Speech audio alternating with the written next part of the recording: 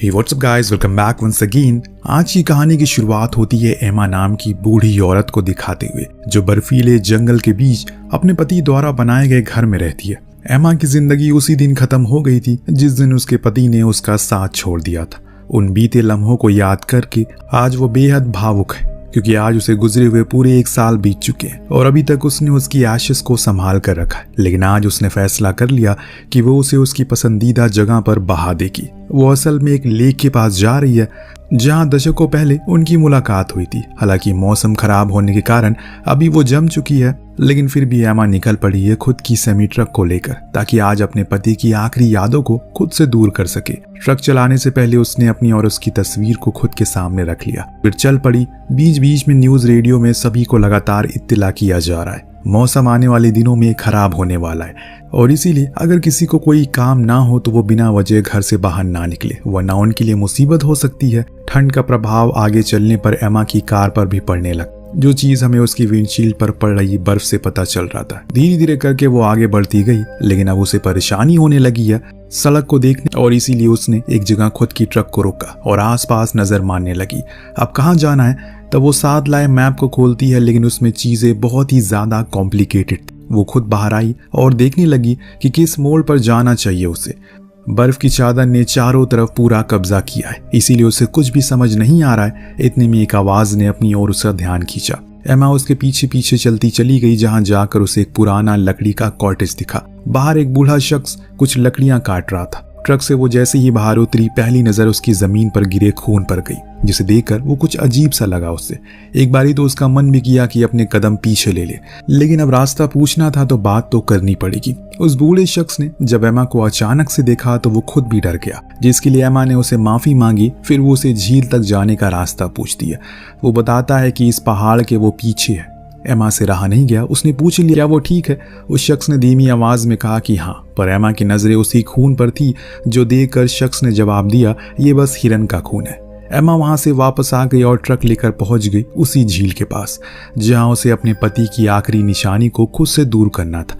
पर यह पल उसके लिए बहुत ही भावुक होता है कि इस दौर में वो इसी झील के ऊपर अपने पति के साथ फिशिंग के लिए आया करती थी। उन्हीं चमकते हुए पलों को याद करते हुए उसने अपने बैग से उस राख को बाहर निकाला।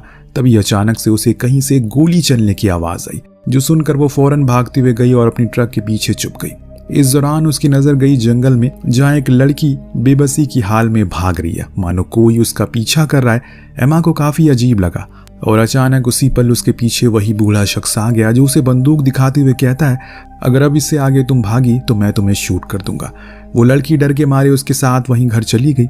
आपकी तरह ही एमा के मन में भी कई सवाल पनपने लगे हैं, जैसे कि कौन है ये लड़की, क्या चाहता है ये शख्स, आखिर क्यों वो उसे इतना तड़पा रहा है, इसका मकसद क्या है। इतने सारे सवालों के घेरे में उलझी हुई एमा परेशान हो जाती है। उसे ख्याल आया क्यों ना वो पुलिस को कॉल करके सब कुछ बता दे, पर इस बर्फीली जगह पर सिग्नल आना भी तो नामुमकिन है। इसीलिए उसने अपना सामान वगैरह लपेटा और निकलने का सोचा, परंतु जब वो झील के बाहर आ रही थी तभी उसकी ट्रक एक गड्ढे जैसी चीज में अटक जाती है। हजारों कोशिशों के बाद भी कोई हल नहीं निकला। वो उसे वहीं छोड़ पैदल ही आगे बढ़ती है। बीच में उसे वही बूढ़ा शख्स का कॉटेज दिखा। उसके मन में ख्याल आया क्यों ना वो जाकर चेक करे कि असल में चल क्या रहा है। तभी उसकी नजर उस बूढ़े आदमी पर गई जो कार लेकर कहीं जा रहा था, और यही सही मौका था पता लगाने का। इसीलिए वो धीरे से गेट के पास गई, लेकिन वो लॉक था। तभी उसकी नजर बेसमेंट में बनी एक खिड़की पर गई, जिसमें झांकने पर उसने देखा कि अंदर वही लड़की बंद है, जिसे उसने अभी थोड़ी देर पहले झील पर देखा था। एमा ने उससे बात करने की कोशिश की, पर मुंह पर टेप होने की वजह से वो कुछ बोल नहीं पा रही है। उसे समझ नहीं आ रहा है कि इस लड़की का क्या कसूर है, क्योंकि इसे यहाँ पर बंद किया गया है। ना ही अंदर बंद लड़की को पता था कि इस अजीब से सुनसान जगह पर यह बूढ़ी औरत कैसे पहुंच गई उसकी मदद करने के लिए। दोनों ही अपनी कश्मकश में डूबे हैं। तभी वहां पर 2 गाड़ियां आकर रुकी। एक में बूढ़ा शख्स की पत्नी भी थी, जिसके हाथों में बंदूक था। शायद कुछ गड़बड़ होने वाली है, इसीलिए एमा ने ग्लास पर लिखा कि वो वापस जरूर आएगी। अभी फिलहाल उसे जाना पड़ेगा। अंदर उन दोनों पति पत्नी की बातों से हमें पता चलता है इसमें उन दोनों का बराबरी का हाथ है। आज वो अपने शिकार को खत्म करने वाले हैं, यानी कि उस लड़की को। इतने में उस शख्स की पत्नी के नाक से खून आना शुरू हो जाता है। इसी के दरमियान उसकी नजर एक ग्लव्स पर पड़ी, जो देख वो समझ गई कि जरूर यहाँ कोई और भी आया था और हो सकता है कि उसे सब कुछ पता चल गया हो। इतने में वो उसे एमा के लिखा हुआ वो संदेश भी दिख जाता है, जिसे अब वो पूरी तरह से पूर्ति हो गई है कि यहाँ जरूर कोई ना कोई तो आया था। उसने अपने पति से पूछा कि ये दस्ताना किसका है। वो भी हैरानी से देखते हुए कहता है, मुझे क्या मालूम है, लेकिन ये तुम्हें कहाँ मिला। उसने बताया कि ये बाहर पड़ा था। जो सुनने पर वो भी परेशान हो गया। उसे याद आया कि एक लेडी आई थी उसे झील का रास्ता पूछने के लिए, हो सकता है कि ये उसी का हो। ये सुनने पर उसकी पत्नी आना गुस्से से लाल हो जाती है, क्योंकि अगर उसने जाकर किसी को भी बता दिया यहाँ पर क्या हो रहा है तो सब कुछ खत्म हो जाएगा। उन्हें जिंदगी भर की जेल हो सकती है। इसीलिए वो बंदूक लेकर बाहर चली गई और जबरदस्ती रेनॉल्ड को भी अपने साथ लेकर गई। इधर एमा ने बड़ी ही चालाकी से अपने पति द्वारा बनाए गए एक शेड को तैयार किया, जो उसने किसी भी दिक्कत समय इस्तेमाल करने के लिए बनाया था। लेकिन आज एमा ने उसे एक चारे की तरह इस्तेमाल करने का सोचा। दोनों ने उसे देखा, पर आगे सिर्फ रेनॉल्ड गया। लेकिन तभी उसका पैर वहां पर बर्फ पर पड़ा, जिसे एमा ने जानबूझकर नरम कर दिया था, ताकि जैसे ही वो उस पर अपने कदम रखे वो टूट जाए। और हुआ भी ऐसा ही। वो चिल्लाते हुए ठंडे पानी में गिर गया। एना फौरन आगे आई और उसे निकालने में लग गई। इधर इस चीज का फायदा उठाकर एमा इनके घर में घुस जाती है और बेसमेंट में जाने के लिए रास्ता ढूंढने लगती है, जो उसे मिल भी गया, लेकिन उसमें ताला लगा था। तो अभी वक्त ना जाया करते हुए उसने उसे तोड़ने का फैसला किया, जो कुछ कोशिशों के बाद भी टूट भी जाता है। नीचे गई तो वहां उस बेसमेंट की हालत को देखकर उसकी रूह कांप जाती है। वहीं पर वो लड़की भी थी, पर उसके हाथ पर उन लोगों ने जंजीरों से बांध रखे थे, जिसे अभी इतनी जल्दी तो खोल पाना नामुमकिन है। इसीलिए उसने कहा कि वो घबराए ना, जल्दी ही वो फिर वापस लौटेगी। इस बारी वो खाली हाथ नहीं आएगी, बल्कि उसने अपने दिमाग का प्रयोग किया। बेसिन में लगे नल को खोल दिया, जिससे वो पूरे घर में धीरे धीरे करके पानी भरने लगा। जो इस ठंड में गर्म करने के लिए इनके पास लकड़ियां थी, उन्हें भी उसने भिगा दिया। बाहर आ गई, लेकिन न जाने कैसे एना ने उसे देख लिया। वो उस पर शूट करने लगी, एक गोली जो किस्मत से सिर्फ उसके हाथ में ही लगी थी। इसीलिए वो जैसे तैसे खुद को बचाते हुए वहां से भागकर अपनी ट्रक के पास आ गई। लेकिन इस तरफ जब ये पति पत्नी घर में घुसे तो इन्होंने जब घर की हालत को देखा तो इनके तो होश उड़ गए। पूरा घर पानी से भर चुका है। रिवॉल्ट, जो कि अभी भी ठंडे पानी में गिर गया, उसे तुरंत ही गर्म आग की जरूरत थी, वरना वो ठंड से मर जाएगा। पर आग तो जल ही नहीं सकती, क्योंकि लकड़ियां इन्होंने रखी थी वो पूरी भीग चुकी है। तो अब बस दो ही ऑप्शन है, या तो ये बाहर से सूखी लकड़ियां ढूंढ कर लानी पड़ेगी, या फिर इन्हें इंतजार करना होगा। परंतु रिवॉल्ट के पास ज्यादा समय नहीं है। एमा जाकर अपनी ट्रक के पास खुद के इलाज करना शुरू करती है, लेकिन तभी उसकी नजर पड़ी अपने हाथों पर। उसकी शादी की रिंग कहीं गुम हो चुकी है, और इस आनन फनन में वो भागती उस गड्ढे के पास वहां पर गई। उसे वो नहीं मिली, जिसे वो मायूस होकर अपने उस सुनहरे पल को याद करने लगी, जब उसे पति ने पहली बार उसे वो रिंग देकर शादी के लिए प्रपोज किया था। उस दिन को वो कभी भी भूल नहीं पाएगी। तभी उसने देखा कि वो भूला शख्स अपनी बंदूक वहीं छोड़ गया, जिसे उठाकर वो प्रण लेती है, चाहे कुछ भी हो जाए वो उस लड़की को बचा कर रहेगी, फिर चाहे खुद की कुर्बानी ही क्यों न देनी पड़े उसे। दूसरी तरफ एना अपनी पति को लेकर कार में आ गई, ताकि हीटर उसे गर्म कर सके। पर रिवॉल्ट का कहना था कि वो और नहीं चल सकता, उसके शरीर में अब सारी चीजें ठंडी पड़ चुकी है। लेकिन एना का कहना था कि उन्हें सुबह तक सब कुछ साफ करना पड़ेगा, वरना अगर कोई आ गया तो वो मुसीबत में पड़ सकते हैं। अब घर के अंदर जाकर उसे अपने पति से कहा कि तुम बाकी के सामानों को लेकर फौरन झील तक पहुंचो, तब तक मैं इस लड़की को लेकर निकलती हूँ। रिवॉल्ट की अभी वो हालत नहीं है कि वो इतनी दूर पैदल चल सके, पर उसकी बीवी ने उसे जबरदस्ती की, इसीलिए उसे ये करना ही पड़ता है। और कुछ ही देर में ये दोनों उस बंधक लड़की को लेकर बाहर आए, कार में बैठा दिया। तभी रिवॉल्ट को अचानक याद आया, अरे मेरी बंदूक तो यहाँ है ही नहीं। जब ये चीज एना को पता चली तो वो गुस्से में आग बबूला हो गई। उसे एक जोरदार थप्पड़ जड़ दिया और कहा कि जल्दी से झील पर पहुंचो। इस चीज से हमें यह साफ पता चलता है कि हमेशा से एना का ही जोर रहा है रिवॉल्ट की जिंदगी में, और हो सकता है कि जो कुछ भी हो रहा हो या फिर होने वाला उसे ज्यादा एना का ही फायदा हो।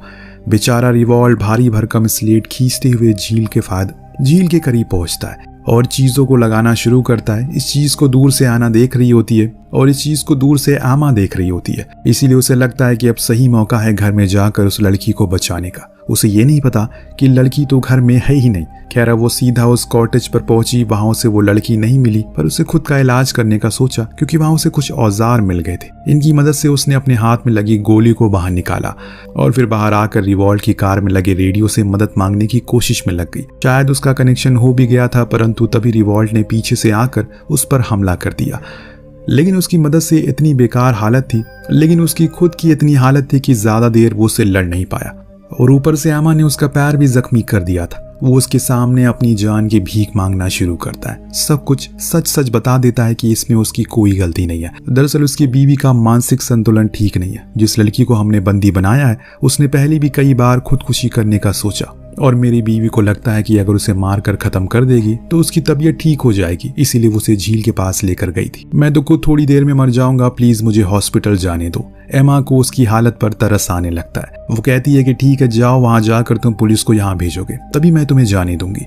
वो मान गया और जाते जाते उसकी वेडिंग रिंग भी दे दिया जो उसे कॉटेज में मिली थी, जिसे पाकर एमा बहुत खुश होती है। पर जब रिवॉल्ट जा रहा होता है तो अचानक से उसके सामने उसकी बीवी की कार आ गई। उसे देखकर खूब चिल्लाता है कि तुम यहाँ क्या कर रहे हो, तुम्हें मैंने उस जगह पर रहने को कहा था ना। तब रिवॉल्ट उसे बताता है कि वो जख्मी हो चुका है और इसीलिए डॉक्टर के पास जा रहा है। पर आना तो उसकी एक सुनने को राजी नहीं थी। उसका तो ये कहना था कि वो उसे छुटकारा पाने के लिए उसे छोड़कर जा रहा है बस। रिवॉल्ट उसे समझाता है जो कुछ भी वो कर रहा है वो सब गलत है, ये सब वो यही खत्म करना होगा। ये सुनने के बाद मानो आयना का गुस्सा उबाल मारने लगता। उसने अपने पति पर ही बंदूक तान दिया और इसके दरमियान उसके नाक से फिर से खून गिरने लगता है। वो अब कोई परवाह नहीं उसे। इधर एमा वापस ट्रक के पास आई और उसे धक्का देकर वापस झील में ढकेल दिया और फिर उसमें आग लगा दी ताकि उस धुएं से कोई उसे देख सके या फिर कोई आसपास रेंजर हो तो वो देख ले।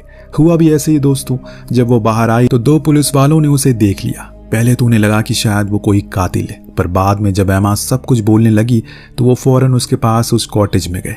बाहर खड़ी आना की कार उसे दिख गई तो ये दोनों पुलिस वाले उतरकर उनके करीब जाने लगते। उसने दोनों को शूट करके खत्म कर दिया और फिर एमा पर भी गोलियां चलाने लगी, पर वो तो सही समय पर ट्रक के पीछे आ गई। इस बीच उसने देखा उसने अपने पति को मार डाला है, यानी कि रिवॉल्ट अब इस दुनिया में नहीं रहा, लेकिन उसकी पत्नी तो शायद किसी को जिंदा नहीं छोड़ने वाली। सही मौका देखकर एमा ने उसके पैर में शूट कर दिया, जिससे अब वो घायल हो चुकी है। इसीलिए उसके पास अब समय नहीं है वो कुछ कर सके, उस लड़की को बचा सके। लेकिन तभी वो दोबारा खड़ी हो गई और गोलियां चलाने लगी, जिससे बचने के लिए एमा एक पल्ले के नीचे छुप जाती है। तो आयना ने उसे पल्ले को ही गिरा दिया और शूट करके, जिससे अब वो बेहोश हो जाती है। उसी बेहोशी में उसने उस दिन को याद किया जब वो अपने पति के लिए नाश्ता बना रही थी। उस दौरान उसने अपनी आखिरी सांसें भर ली। दरअसल उसके पति को कैंसर था, जिसके कारण वो पहले ही गुजर गया। जब एमा को होश आया तो वही बेसमेंट में बंद थी उस लड़की के पास। होश आने पर उसने सबसे पहले तो उसे आजाद किया और फिर उसका नाम पूछा, जो था मिया। देन वो बेसमेंट के पीछे वाले गेट से बाहर निकलने की कोशिश में लग गई, परंतु बाहर आना खड़ी थी जो उसे वापस अंदर भेज देती है। दोनों ही परेशान थे कि अब उनके साथ क्या होगा, क्योंकि अगर इस औरत को उन्हें बस मारना ही होता तो वो कब का मार चुके होते। लेकिन उसने ऐसा नहीं किया क्योंकि उसके इरादे कुछ और ही है। अगले दिन हमने देखा आयना इन दोनों को लेकर उसी झील के पास गई जहां उसने एक टेंट लगाया हुआ था, जिसके अंदर जाने पर इन्होंने देखा वहां पर लिवर ट्रांसप्लांट करने के उपकरण रखे हैं, जो देख दोनों ही समझ गए कि क्या होने वाला है। इसीलिए आमा ने कहा कि तुम मेरा लिवर ले सकती हो, पर उसका कहना था उसका शरीर अब बेजान हो चुका है, उसे एक जवान लीवर चाहिए क्योंकि उसे अमर होना था। उसने जबरदस्ती एमा से कहा कि मियाँ को लेटाओ और हाथ पैर बांधो। उसने ऐसा ही किया, लेकिन जानबूझकर थोड़ा हल्का बांधा। अब आना तेजी से अपना काम शुरू करती है, परंतु एमा उसे ऐसा होने नहीं देगी। इसीलिए उस पर हमला बोल दिया और घसीट कर बाहर ले आई। उसने उस पर बंदूक तान दी, लेकिन उसमें तो गोलियां है ही नहीं। तब गुस्से में और पागलपन का शिकार हुई आना उसे घसीटते हुए उसी गड्ढे के पास ले जाने लगी जो उसी ने बनाया था। लेकिन तभी मियाँ ने खुद को आजाद कर लिया और बाहर आ गई, परंतु एमा को पता था कि अब इस हाल में नहीं है कि वो और लड़ सके। उसने चालाकी से खुद की हथकड़ियों से आना को भी बांध दिया और उसे लेकर उसी गड्ढे में कूद गई। तेजी से वो गहराई में जाने लगी और अपने साथ उसे भी ले जाने लगी। अपनी आखिरी सांसों में उसने वो किया जो वो करने के लिए यहाँ पर आई थी। अपने पति की राख को उसने उसी झील में समा दिया और खुद भी उसमें डूब गई, लेकिन उस लड़की को बचा लिया जिसने उसे खुद से वादा किया था। खामोशी से उसने खुद को कुर्बान कर दिया। शायद इसी को डेस्टिनी कहते हैं। उसने कभी नहीं सोचा था जो जगह उसे हमसफर की पसंदीदा होगी वहीं वो अपनी आखिरी सांसें लेगी। ऊपर खड़ी मियाँ को बर्फ में छिपी एमा और उसके पति की तस्वीर मिलती है, जिसे जिंदगी भर एमा ने अपने सीने से लगा कर रखा। लेकिन अब मियाँ उसे अपने साथ ले जा सकती है क्योंकि उसके लिए एमा एक फरिश्ता थी, उसे बचाने के लिए आई थी, वरना जिस जगह पर वो कैद थी वहाँ कोई इंसान कभी पहुंच ही नहीं सकता। वेल, आपको कहानी कैसी लगी हमें कॉमेंट करके जरूर बताएगा। मिलते हैं अगली वीडियो में। Thank you so much watching. Peace out.